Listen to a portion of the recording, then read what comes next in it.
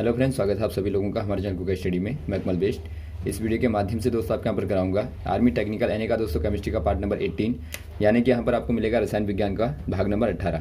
इससे पहले दोस्तों आपको 17 पार्ट्स कराए जा चुके हैं, जहाँ पर आपने महत्वपूर्ण क्वेश्चन को देखा। यदि आपने दोस्तों पिछले वाले पार्टों को ना देखा हो तो आप ज़रूर देख लें, ताकि यहाँ तक के क्वेश्चन आपके तैयार हो जाएँ। तो आज हम शुरू करेंगे दोस्तों पार्ट नंबर 18 के महत्वपूर्ण क्वेश्चनों को। तो आराम से आप कापी और पेन निकाल लेंगे और जो भी क्वेश्चन यहाँ पे मिलते हैं दोस्तों, आप सारे के सारे क्वेश्चनों को लगातार नोट करते रहेंगे। तो देखिए शुरू करते हैं। पहला क्वेश्चन दोस्तों आपको दिखता है, वह अधातु जिसमें चमक पाई जाती है, यानी आपको बताना है the non metal which has a shining property appearance is. उस यहाँ पर देखिए यदि आप बात करें शाइनिंग प्रॉपर्टी की दोस्तों, ये आपको बताना है नॉन मेटल।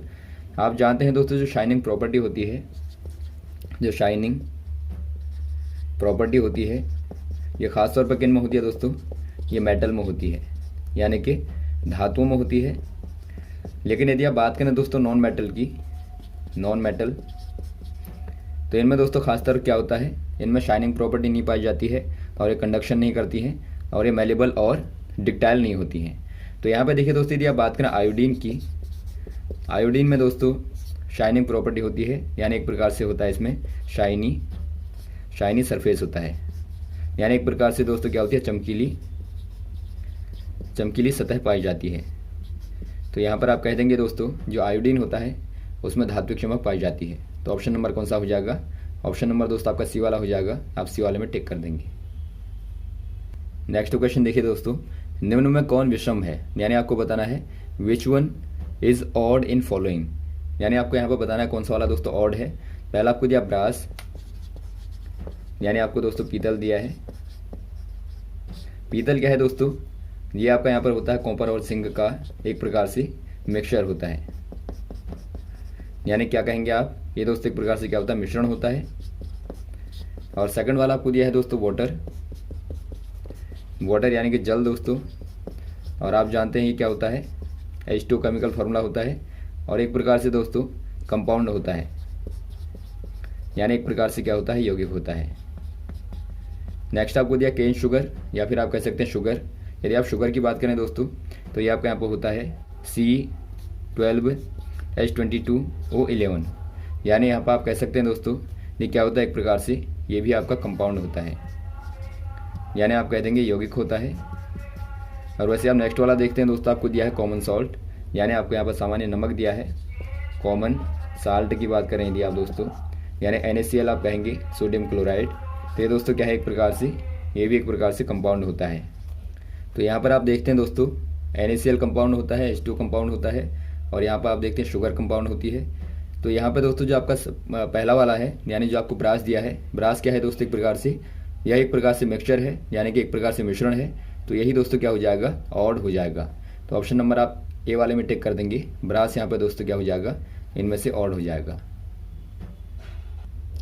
नेक्स्ट क्वेश्चन देखिए दोस्तों, यहाँ पर आपको दिया है mixture of ethyl alcohol and water can separated by, यानी आपको बताना है एथिल एल्कोहल और जल का मिश्रण आप कैसे सेपरेट करेंगे, यानी दोनों को अलग अलग कैसे करेंगे, आपको पूछा गया है।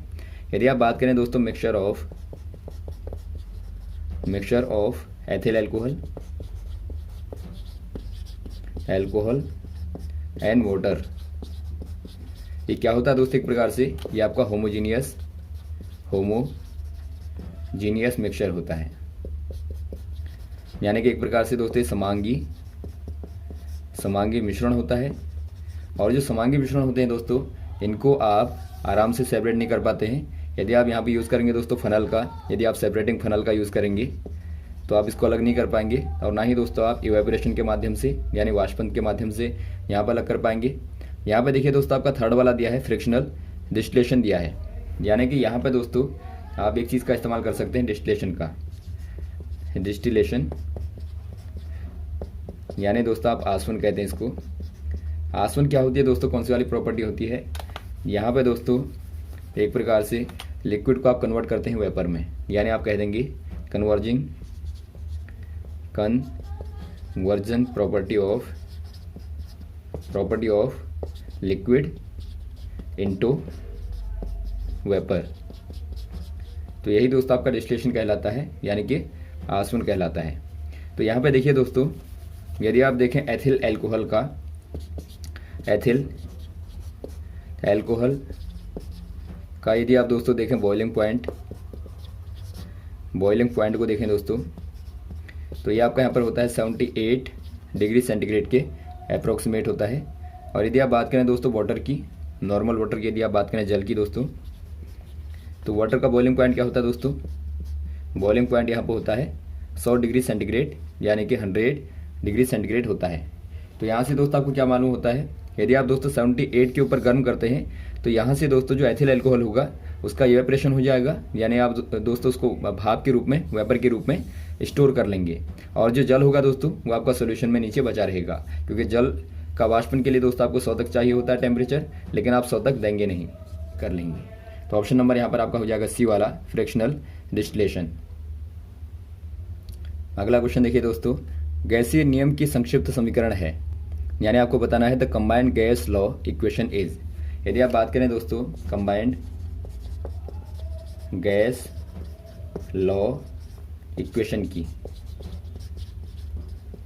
यहाँ पे देखिए दोस्तों आपको दो लॉ यहाँ पे यदि आपको याद है तो आप आराम से निकाल लेंगे। पहला लॉ आपका होता है बॉयल का। बॉयल्स लॉ जो होता है दोस्तों ये क्या कहता है, ये कहता है कि एट द कांस्टेंट टेम्परेचर, यदि आप तापमान को कांस्टेंट कर दें, यानी कि आप नियत कर दें दोस्तों, तो किसी गैस का, यानी किसी आइडल गैस के लिए यहाँ पर होते हैं दोस्तों, तो किसी आइडल गैस में क्या होता है, आइडल गैस में क्या होता है, जो वॉल्यूम होता है दोस्तों प्रेशर का इन्वर्सली प्रोपोर्शनल होता है, यानी एक प्रकार से व्युत्क्रमानुपाती होता है। यानी यहाँ से दोस्तों आप लिख सकते हैं पी भी इक्वल टू क्या होता है, कांस्टेंट होता है, यानी कि नियत होता है। या फिर आप कह सकते हैं दोस्तों P1 V1 इक्वल टू क्या होता है, P2 V2 होता है। तो ये आपका पहला लॉ आता है। और सेकंड लॉ यदि आप बात करें दोस्तों चार्ल्स का लॉ, जो चार्ल्स का लॉ होता है गैस का, यदि आप बात करें चार्ल्स लॉ की दोस्तों, तो ये क्या कहता है, ये कहता है दोस्तों यदि आप प्रेशर को कांस्टेंट कर दें, प्रेशर को यदि आप दोस्तों कांस्टेंट कर दें, यानी कि नियत कर दें दाब को, तो यहाँ पे क्या होगा, यहाँ पर दोस्तों जो गैस का वॉल्यूम होता है वो आपका टेम्परेचर पर दोस्तों क्या करता है, डिपेंड करता है। यानी कि यहाँ पर आप कह देंगे volume of gas equal to directly proportional to temperature, यानी आप शॉर्ट में कह सकते हैं दोस्तों V डायरेक्टली होता है, ठीक है। या फिर आप कह सकते हैं यहाँ पे, यदि आप इसी को लिखना चाहें दोस्तों अदर फॉर्म में, तो यहाँ पर आप कह सकते हैं V/T इक्वल टू कॉन्स्टेंट होता है। या फिर आप कह सकते हैं दोस्तों V1/T1 इक्वल टू V2/T2 होता है। तो ये आपका दोस्तों क्या है, ये आपका चार्ल्स का लॉ है। और यहाँ पे देखा आपने बॉयल का लॉ। यदि आप दोनों को कंबाइंड फॉर्म में लिखें दोस्तों, तो यहाँ पर आपको क्या मिलेगा, यहाँ पर आपको मिलेगा P1 V1/T1 equal to P2 V2/T2, यानी कि आप यहाँ पर वज्रगुणा कर देंगे, तो यहाँ पर आपको मिलेगा P1 V1/T2 equal to P2 V2/T1। तो ये दोस्तों क्या मिलती है आपको यहाँ पर शॉर्ट फॉर्म मिलता है गैसीय नियम का। यानी यहाँ पर आप कह देंगे ऑप्शन नंबर कौन सा होता है, ऑप्शन नंबर दोस्तों आपको बी वाला दिया है, तो आप बी वाले में टिक कर देंगे। अगला क्वेश्चन देखिए दोस्तों, आवोगैद्रो संख्या का मान क्या है, यानी आपको बताना है the value of Avogadro number is. यहाँ पे देखिए दोस्तों आवोगैद्रो एक साइंटिस्ट हैं जिनके नाम से दोस्तों यहाँ पर पड़ा है नाम आवोगैद्रो नंबर, यानी आप आवोगाद्रो संख्या कहते हैं। ये क्या होती है दोस्तों, ये दोस्तों एक प्रकार से बताती है जो एक प्रकार से जो सबस्टेंस घुला रहता है, सबस्टेंस यानी जो पदार्थ घुला रहता है दोस्तों, तो उसके एक मोल में जो पार्टिकल घुले रहते हैं, यानी आप कह सकते हैं 1 मोल में दोस्तों आपके जो नंबर्स ऑफ कॉन्स्टिट्यूएंट जो पार्टिकल होते हैं दोस्तों, उन्हीं को बताता है आवोगाद्रो नंबर। तो यहाँ पे देखिए दोस्तों 1 मोल इक्वल टू होता है, यदि आप आवोगाद्रो को निकालें 1 मोल इक्वल टू आपका होता है 6.023 इंटू 10⁻23 होता है, यानी आप कहेंगे 6.023 गुणा 10⁻23 होता है। या फिर आप दोस्तों प्रॉपर फॉर्म में लिखें तो Avogadro number Na equal to होता है 6.023 गुणा 10⁻23, और यहाँ पर आप पर मोल कर देते हैं, मोल की पावर -1। आप यहाँ पर ध्यान देंगे दोस्तों, कभी कभार आपको पूछा जाता है कि बताइए एवोगाद्रो संख्या जो है वो काहे में होती है, तो आप कह देंगे दोस्तों ये आपका पर मोल में होती है, यानी कि इसको आप कहते हैं दोस्तों reciprocal of mole, reciprocal of mole. या फिर आप कह सकते हैं 1/मोल। यदि आप मोल को ऊपर लाएंगे तो आपको -1 पावर लगानी पड़ेगी। तो ऑप्शन नंबर कौन सा हो जाएगा दोस्तों यहाँ पे, ऑप्शन नंबर यहाँ पर आपका हो जाएगा बी वाला, बी वाले में आप टिक कर देंगे। अगला क्वेश्चन देखिए दोस्तों, निम्न में कौन एक उपधातु है, यानी आपको बताना है which among the following is a metalloid. यदि आप बात करें दोस्तों मेटलॉइड की, यानी उपधातु आप इनको कहते हैं,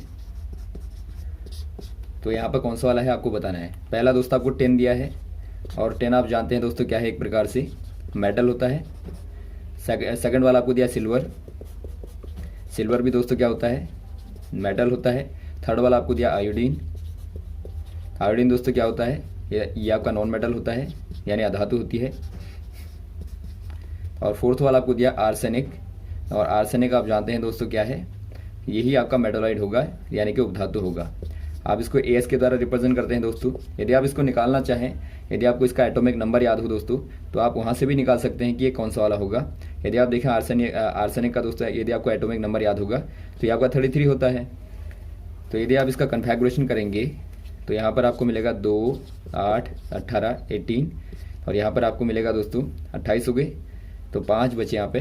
तो इनको आप यदि बांटेंगे दोस्तों पीछे वालों को, तो यहाँ से आपको पता लग जाएगा, यहाँ पर आपका H2 और P3 आपको मिलता है। यानी जो आपके अंतिम वाले इलेक्ट्रॉन हैं दोस्तों, वो P में प्रवेश करते हैं, यानी P में जाते हैं, P वाली सब शेल में जाते हैं। तो यहाँ से आपको पता लगता है दोस्तों क्या होगा, ये आपका P ब्लॉक का दोस्तों एलिमेंट होगा।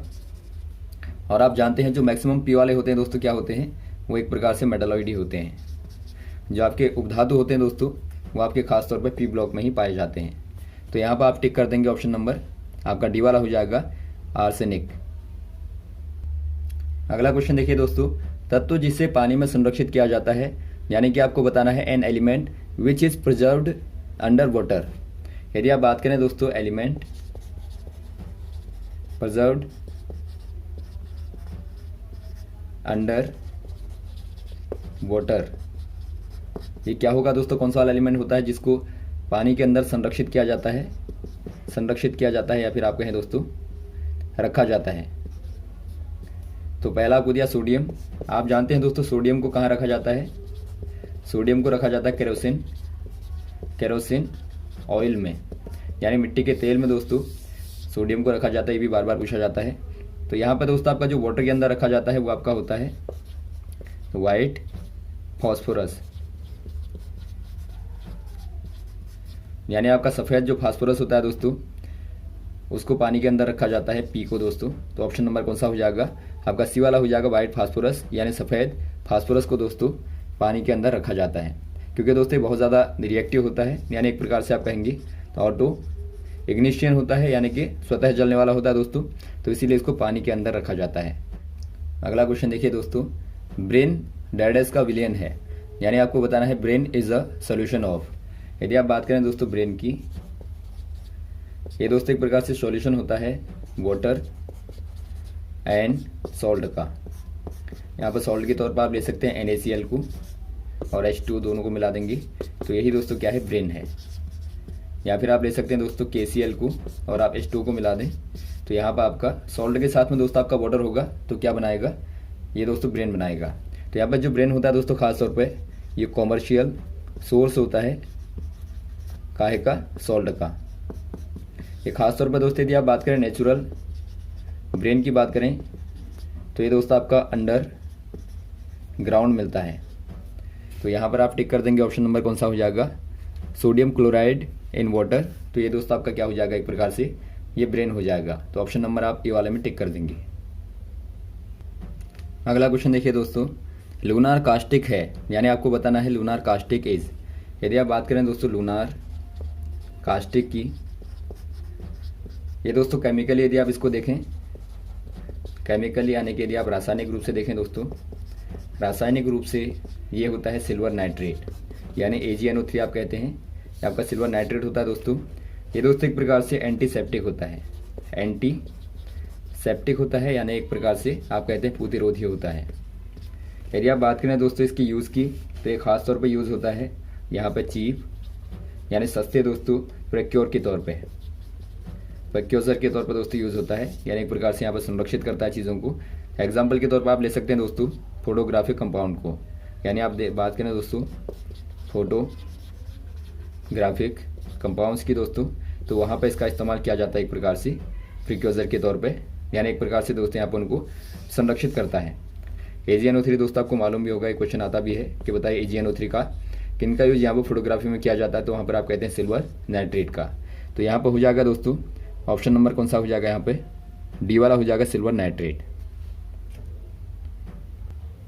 अगला क्वेश्चन देखिए दोस्तों, एक चलने वाला पदार्थ जो CO2 जार में भी लगातार जलता रहता है आपको बताना है, यानी आपको बताना है a burning substance which continuous to burn in a jar of carbon dioxide.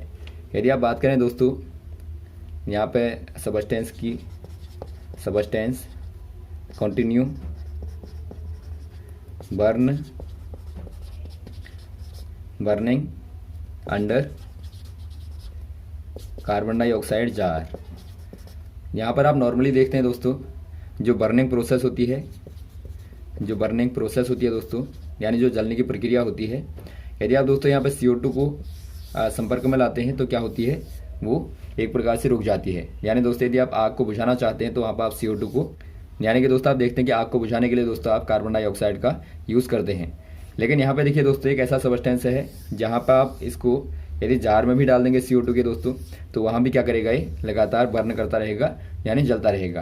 तो इसका क्या रीज़न होता है या कौन सा वाला सबस्टेंस होता है आपको बताना है। ये सबस्टेंस आपका होता है दोस्तों मैग्नीशियम। यदि आप बात करें दोस्तों मैग्नीशियम रिबन की, जो मैग्नीशियम रिबन होता है वहाँ पर आप देखते हैं दोस्तों यदि आप Mg को जलाते हैं, Mg को दोस्तों यहाँ पे जलाते हैं आप CO2 के साथ में दोस्तों, तो यहाँ पे देखिए क्या करता है, ये जो Mg होता है दोस्तों, मैग्नीशियम जो होता है ये O2 के साथ में रिएक्शन कर लेता है, यानी कि ऑक्सीजन के साथ में दोस्तों रिएक्शन करने के बाद में मैग्नीशियम ऑक्साइड देता है, यानी MgO देता है, और जो कार्बन होता है दोस्तों उसको पीछे छोड़ देता है, यानी कि यहाँ पर आप कहेंगे दोस्तों लिविंग बिहाइंड कार्बन। तो जो कार्बन का जो काला पदार्थ होता है उसको पीछे छोड़ देता है दोस्तों, और O के साथ में लगातार रिएक्शन कर लेता है, तो इसीलिए लगातार क्या करता रहता है, बर्न करता रहता है। तो यहाँ पर आप कह देंगे दोस्तों ऑप्शन नंबर कौन सा हो जाएगा, ऑप्शन नंबर यहाँ पर C वाला हो जाएगा मैग्नीशियम। तो यहाँ पर कौन सा हो जाएगा दोस्तों, ऑप्शन नंबर C वाला हो जाएगा मैग्नीशियम। तो यहाँ तक दोस्तों आप क्वेश्चनों को तैयार करें, उम्मीद है आपको क्वेश्चन अच्छे लगे होंगे। और यदि आपका दोस्तों कोई कन्फ्यूजन होता है आप कमेंट बॉक्स में कमेंट कर सकते हैं, और लगातार इस प्रकार से क्वेश्चन आपको बताते रहेंगे। ओके, थैंक्स, जय हिंद, जय भारत।